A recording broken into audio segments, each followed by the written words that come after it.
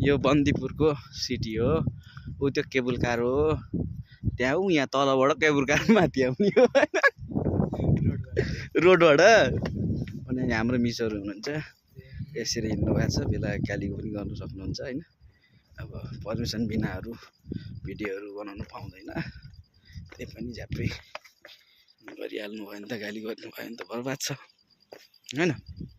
त्यही भएर हाम्रो अभिषेक सर चाहिँ मुसु मुसु हाँस्नु भयो। हामी पनि कोही पनि थिएन त्यसरी हामी पनि हिँड्नु पर्यो। हामी हिँड्नु पर्यो। हामी भनेको एकदम एकलौटै मान्छे बनौती।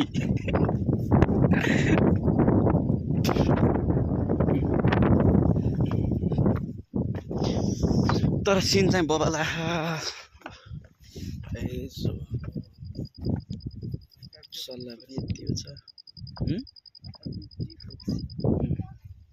दिस इज भेरी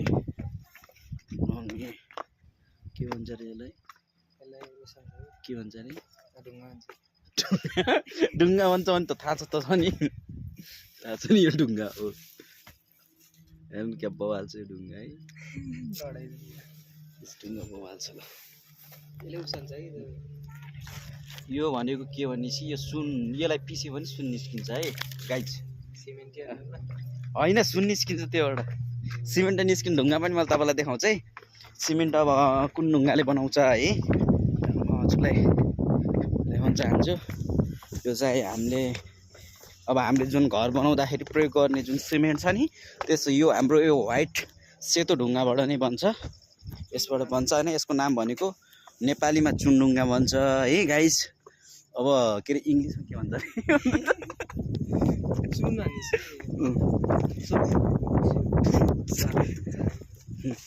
बाटो एकदम अफरोड एकदम खतम छ बाटोहरू एकदम डेन्जर छ।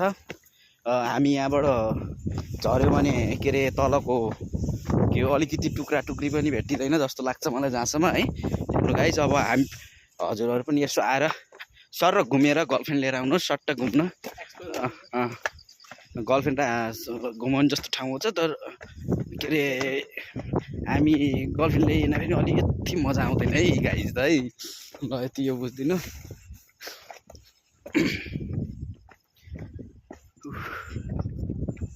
यस्तो भिडरमा गएर निकाल्नु पर्ने एकछिनहरू त।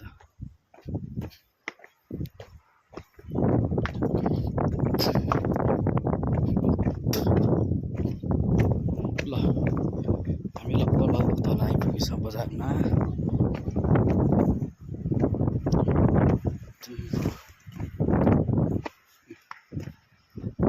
यो चाहिँ हामी जाने बाटो है।